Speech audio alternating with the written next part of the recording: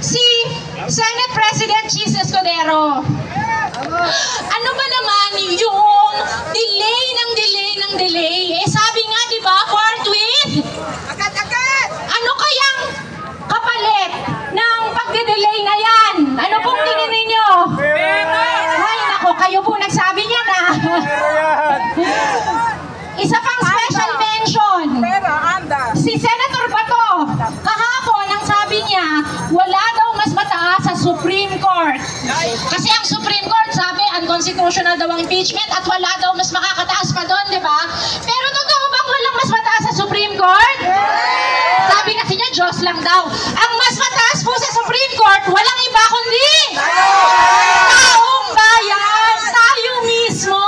At tayo mismo ang nagsasabing, ang impeachment trial dapat ituloy. Sabi nga natin, defend the Constitution!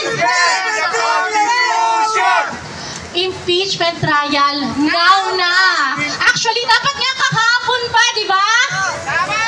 Oh, nasa Senado tayo ngayon. Pero kahapon, may iba sa atin, nasa Supreme Court. Kasi po, parang yung Senate at Supreme Court, hindi ko maintindihan, para bagang nagtutulungan, para pagtakban si Sara Duterte. Bakit naman kaya ganon? Nakakapagtaka kasi yung ibang mga kaso, buwan-buwan ang tinatagal.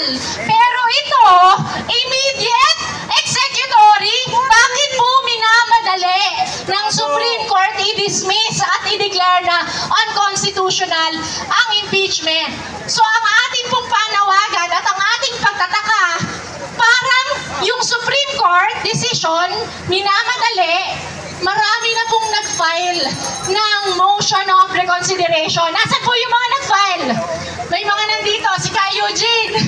Ilang araw na itong nasa kalsada para siguraduhin dapat i-reverse ng Supreme Court yung desisyon niya. Kasi sa pagmamadali ng Supreme Court, parang sinasagasaan nila ang hustisya. Kaya po muli, ayan na ang ulan!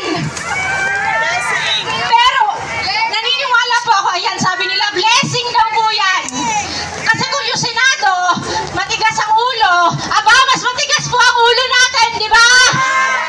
Ulan o araw, tuloy po ang ating paninindigan, ang panawagan natin, Sara Duterte! Sara Duterte! Huwag i-dismiss, ituloy ang paglilitis, mabuhay ang taong bayan! Maraming salamat kasamang bayan David mula sa Akbayan. Ang taong bayan ay Sara Duterte sa Senado. So once again, maraming salamat po mga minamahal nating kabayan. Hanggang sa muli, thank you so much po. Mabuhay Pilipino, mabuhay Pilipinas. God bless us all. God bless Philippines. To God be the glory. So ito po, tumatak na po yung malakas na ulan. Thank you so much po sa inyo. Ilabas ng Korte Suprema yung kanilang desisyon. Yung tanghali yun, sama ko si Juana, pwede maging.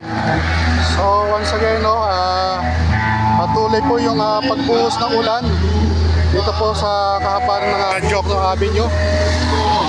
Kasalukuyan nagkakaroon po ng kilos protesta ang mga taong bayan hinggil po sa matuloy ang impeachment ni VP Inday Sara.